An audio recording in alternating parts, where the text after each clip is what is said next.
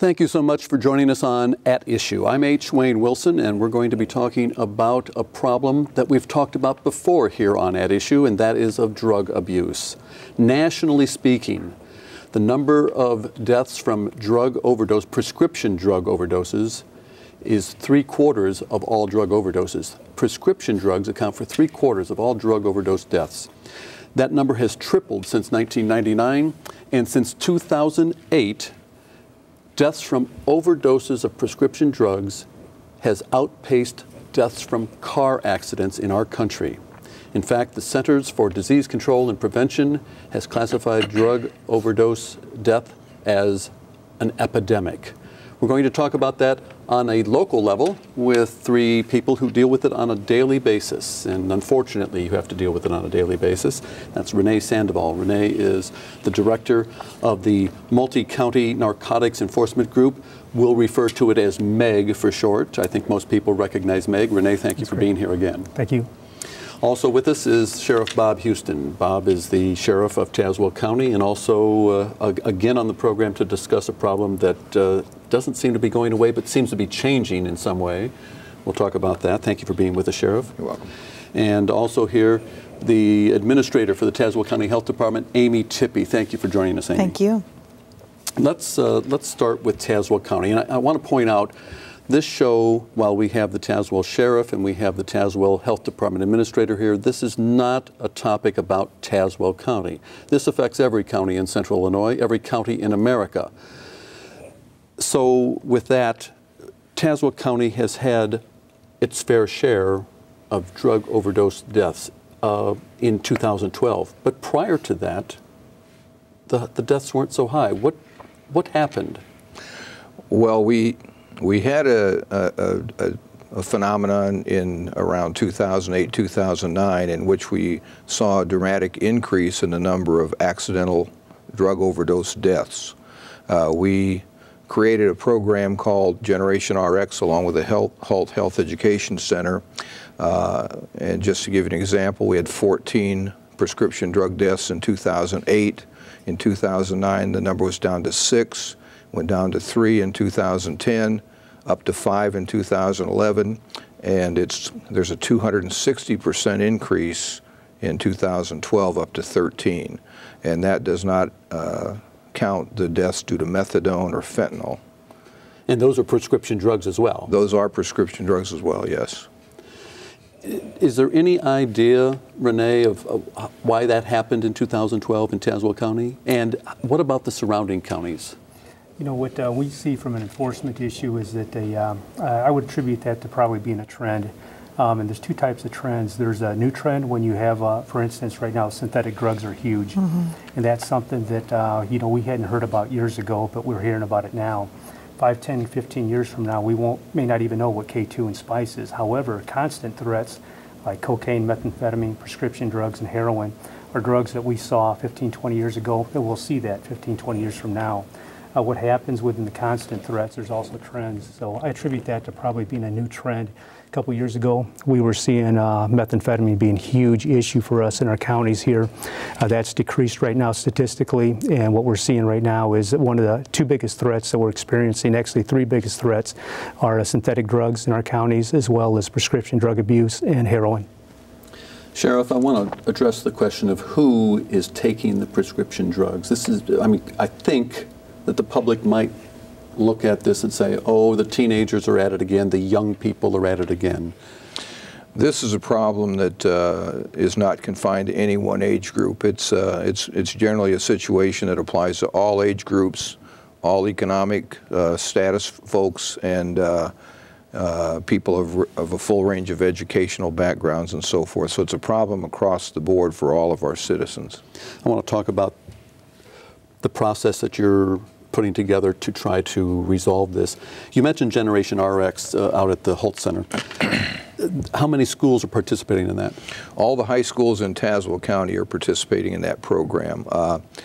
The coroner in 2009 was Dennis Conover, and he shared some information with me one day that he'd had 5 prescription drug overdose deaths in a 14-day period. We had a news conference. We attempted to get the word out as quickly as we could to as many people as we could. It resulted in a call from the Holt Health Education Center, and they had a program that they proposed. The cost was only $6,200 to bring it to all the schools in Tazewell County, and we immediately implemented the program using drug seizure funds to pay for it. And we're in our third year. And the program addresses prescription drugs specifically? Absolutely it does, yes. And there is also, and maybe it doesn't have a name yet, but there's a group that is in the early stages of formation in Tazewell County. Can you tell me a little bit about that? Sure. When we saw the number of overdose deaths climbing as the year has gone on, several folks, the coroner's office, the sheriff's department, Renee and Meg, several other local law enforcement, the health department, all decided we needed to come together and start talking and meeting about this. We've had a couple meetings. We've just had our second meeting, and we're learning who else we need to bring to the table to talk about what we can do as a team to begin to address this issue. What do you, is it possible to even answer the question of how does someone get started on prescription drugs when they haven't been prescribed that drug to begin with? Well, that is something we need to look into, but I think when you have someone who becomes addicted, it starts in the brain, and when whatever chemical they ingest meets the right receptors in the brain, they realize for whatever reason how that works in their body, they've had relief. And I think it's that cycle of addiction, no different with prescription drugs or heroin or synthetic drugs. It starts with how your body reacts to that chemical. Regardless of how the body reacts, Renee, access is the question here. That's correct. How easy, I mean, you're making arrests all too often regarding Yes. prescription drugs. What do you find in terms of the source of the drugs? You know, from a couple, you know, some of the individuals that we've arrested in the past during the interviews, I know that one thing that happens, and it's something for parents to be aware of, is that a lot of times kids, what they'll do is, for most cases, prescriptions are readily available in people's homes.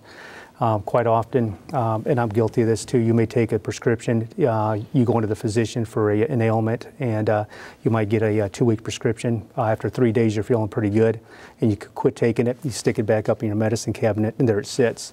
I know from a couple interviews that we have done in the past, young adults, what they'll say is they'll go over to somebody's house, they're going to a party, a sleepover. They'll happen to be, in most cases, prescriptions are kept in a common bathroom where other people have access to. So I know that a lot of times what kids will do is they'll open up a medicine cabinet. Most medicine cabinets don't have a lock and key. Open that up, and if it's somebody that has a prescribed, expired prescription, what you do is take out a handful, never going to know that you're missing those pills. It goes further than that, though, doesn't it? I mean, people are going in, they're pretending to be buying houses, in any way to get in to have access to a medicine chest. That's correct. You know, and people can be as creative as they want to be, and thinking outside the box. But one thing that's happening too right now is that quite often people will actually go to a home that's for sale, and inside of the home, these people have no intent whatsoever to buy, to make a purchase. They're going there for one reason only: to open up, go into the restrooms, open up the hall closets, check the medicine cabinets to see if there's any type of prescriptions there. They can take out a handful. Nobody's going to know. The realtor's not going to know that's there. And so one message to get out is that we need to secure any prescription that you have. You need to dispose of any prescriptions that you may have that are expired. Proper disposal, Sheriff? Most of the police departments around today have a program in which you can turn in unused medications to the police department, and they will dispose of them for you. And by the way, it's just a container that is like a post office box, and you just drop it in, and you can't get into it. So. It's secure, yes. So let's talk about solutions to this problem. We've pretty clearly identified that there is an issue. You've mentioned locking up, or at least keeping prescription drugs in an area that isn't a common bathroom. Mm-hmm. You've mentioned disposal. On the list of to-dos, what should we be paying attention to? We as citizens, not just you as sheriff or you as the director of MEG, what should we be paying attention to? Well, this is a problem that's being attacked on a number of different levels. The program that Amy spoke about is a very good program, and what she's proposing is a comprehensive approach across the law enforcement,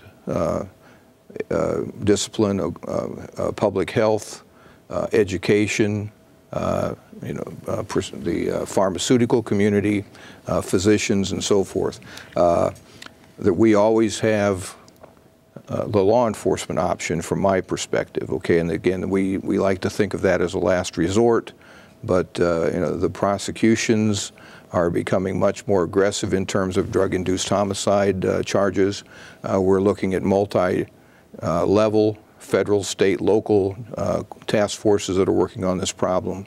The judges are looking at more serious sentences, and so again, this is an across-the-board attack, and we're trying to do everything we can to solve this problem. The sheriff mentioned pharmacists. Are pharmacists on your group? We did in this last meeting have a pharmacist come, and I think he's going to agree to stay with the group and help us from their perspective. In our next meeting, we're hoping to have mental health providers and actually a family member who had someone pass away of a prescription overdose death to talk about what they saw from their perspective as a loved one. Do you think that pharmacists are on board across the board? I think like any of us, they're part of helping us find a solution, but alone they're not going to be the only solution. We need to be working as a community from all levels to make sure that we look at the enforcement, we look at the intervention, we look at the prevention of having these issues that end in death. And it may be that pharmacists, the pharmacist lobby will change their position, but the reason I asked the question was that there was legislation in Congress that failed that, amongst other things, required that pharmacists and distributors must store drugs in special vaults. And the drugstore and pharmacist lobby helped to defeat that bill. Is the problem getting so severe that maybe they're starting to say, yes, we need to make that change? You know, the change definitely needs to be made. You know, and if we can't do it on a national level, if we can't do it on a state level, I think that they, you know, like the group that that Amy's working on right now is we're taking a proactive stance to do it on the local level. And when we talk about education, you know, hopefully we're educating, you know, our young adults.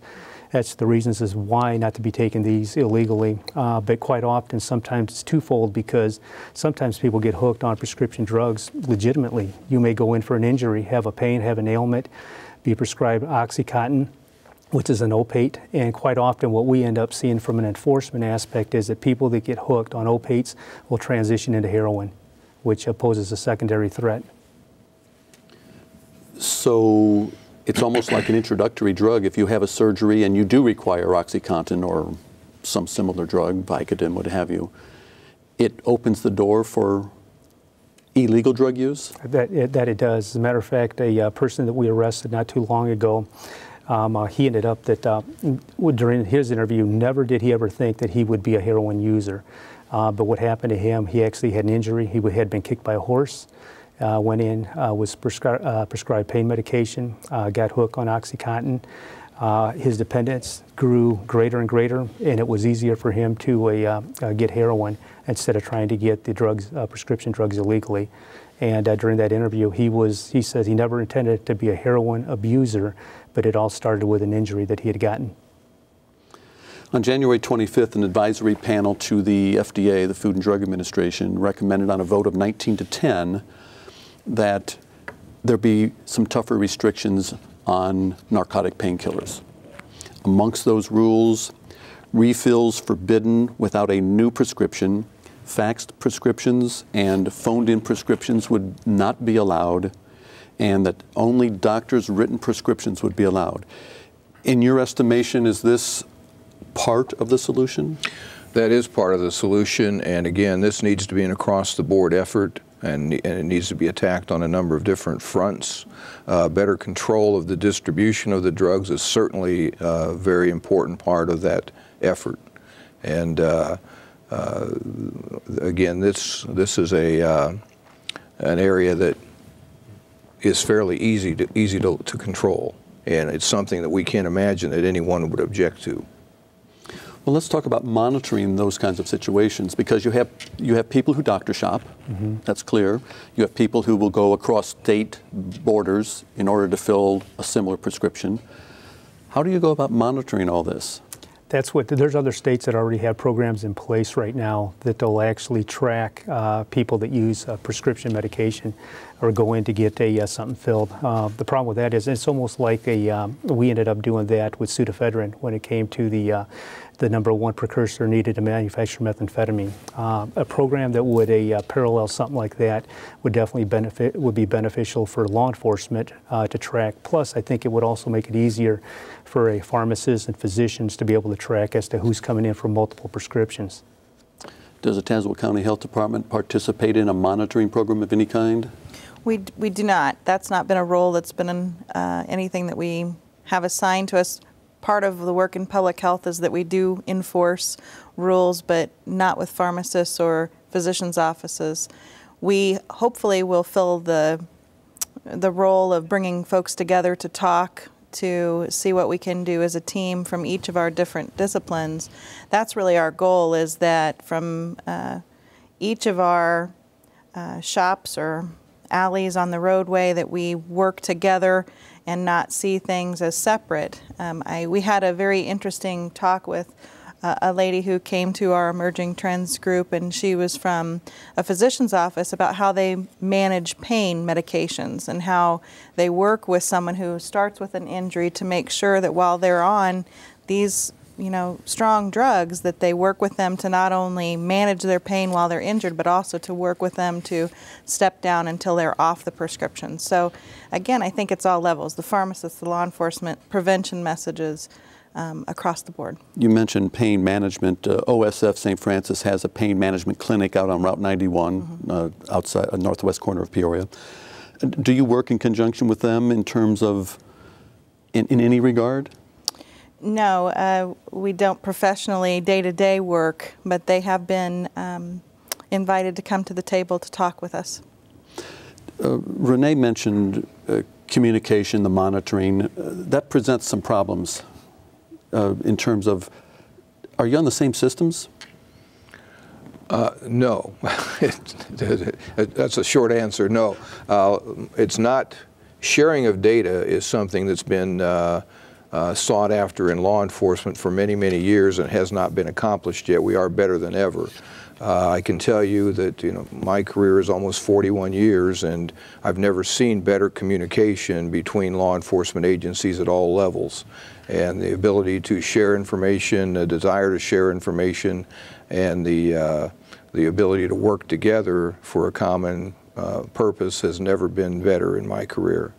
But as far as law enforcement systems do not necessarily talk to each other. However, the different police agencies do get together and share information on a regular basis. And again, we've got about 2 or 3 task forces going right now in which we have all dedicated personnel. So we accomplish communication to solve our local problems based on that method. I want to go back to the original problem of drugs, because if someone comes in and says that they've been arrested for heroin addiction, and the doctors know how to treat heroin addiction, but with some of the drugs that you've described earlier, the drug stacking, I believe it's called, mm-hmm. it presents a whole new problem. That it does. When you stop and look at in Peoria County last year, there were 43 drug-related overdose deaths. And speaking to the coroner from Peoria County, she was telling me that all 43 were a combination of drugs, not just one. One thing that we find is that when somebody goes to the party, it's not going to be, hey, let's just take prescription drugs illegally. Let's just get our high off of that. In most cases, what's happening is that people will be taking prescription drugs. They might be doing cocaine, might be smoking marijuana. And in almost every single case, almost every case where there's a party, there's going to be alcohol. And the problem with that is that when you stack drugs, sometimes one drug alone, I mean, whether it be heroin, methamphetamine, prescription drugs by itself, is dangerous, and the potential for overdose is there. But when you stack them and combine them, it makes it for a lethal combination. The other problem that poses is that when somebody ODs on that, when they go to hospital, if they were to, go to hospital and OD on just one drug by itself, the ER doctors may be able to treat them for that. But when you come in and you've got multiple drugs in your system in addition to alcohol, it poses a very difficult problem for EMS and for the physicians who are trying to treat you. So it lends a whole new definition to the word cocktail. Absolutely. And we talk about Skittle parties. That's correct. Because of the colors? Yes, what some of the themes that younger generations will do is it's called the Skittle Party, but what it is that when they'll bring together, kids will show up to a party, what they'll end up bringing together is a different combination of different prescription drugs. They'll throw them all in a common bowl, and people can just help themselves. I mean, and the reason they call it Skittles is because the prescription drugs come in all different sizes, shapes, and colors. Another name is Pharm Party, P-H-A-R-M, because of pharmaceutical. I want to, the MEG unit, your officers are trained to deal with drug violations. That's correct. Your officers, your deputies, are trained in a multitude of arenas in order to deal with a lot of different things, from traffic stops to everything. How difficult is it to keep your officers up to date on recognizing drug abuse? It's not very difficult, really. We have a good training center locally, and we have officers dedicated to the MEG unit who share information with us. Again, it's a matter of cooperation. The MEG unit frequently reaches out and looks for assistance in locating people, in monitoring suspects, and in looking for suspicious activity. They keep us well informed on what to look for. And again, we have training available through the local training center. And we're all members of that organization, and it's fairly easy to keep people trained. And another aspect of this is to train, this sounds odd, but to train physicians in recognizing drug abuse. Yes, a slightly different subject, but same kind of process occurred. We found we had a lot of infant mortality, infant deaths in Tazewell County. And when we brought a group together, we decided we really needed to make sure that all medical providers are on the same level of information. I think that's very similar in this process as well. We're going to make sure that law enforcement is on a level playing field from the smallest to the largest department with the best and most current information. So training will be one of the primary avenues across all professions that we'll look to be providing the next year. And training of the citizenry, prescription or Generation RX rather, is part of that. I suppose this program might be part of that, but are there other avenues where you're reaching out to the public and saying, we've got an issue and we need your help in solving it? We've talked to several groups. Again, the Coroner Conover and I have done this many times in the past. We'll talk to anyone that will listen to us. And the new coroner, Jeff Baldy, and I have already discussed this, and we've shared some information, and we plan to do this as well. I think one of the most important things that we can do, aside from the law enforcement aspect, is to provide good information and education to as many people as we can. And we need to overcome the notion that anything that's given to you by a doctor is good for you and can't hurt you. There are so many people out there that do not believe that you can become addicted to prescription medications. There are a large number of people who seem to believe that taking combinations of prescription drugs is not harmful. So good, accurate information and raising the level of awareness is very important.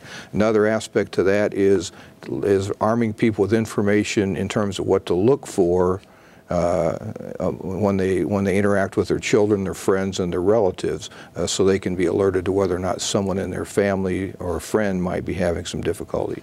So in summation, Renee, it's a three-pronged approach. Correct. Yes. and I'm a firm believer that it's education, enforcement, and intervention. We always hope, like the sheriff said, educating the public, educating our young people, educating the parents as to what to look for, what steps to take, what they can do to try and minimize anybody from trying to steal their prescription drugs. If that fails, unfortunately, it goes into law enforcement. That's where we step in, make the arrest. And the last is a intervention where social services will step in. So hopefully we don't have repeat offenders. And with that, we have run out of time, but a final reminder to the public that it's not just the sheriff, it's not just the MEG unit, it's not just the health department, it's everybody that will help make a difference in combating this issue. We would like to say thank you to Renee Sandoval, the director of the MEG unit here in Central Illinois, and to Amy Tippie, who's administrator at the Tazewell County Health Department. Thank you both for being with us on that issue. Thank you. And to Sheriff Bob Houston, Tazewell County Sheriff, thank you also for being on that issue. Thank you for doing this. And we'll be back next week with another edition of At Issue. Please join us then.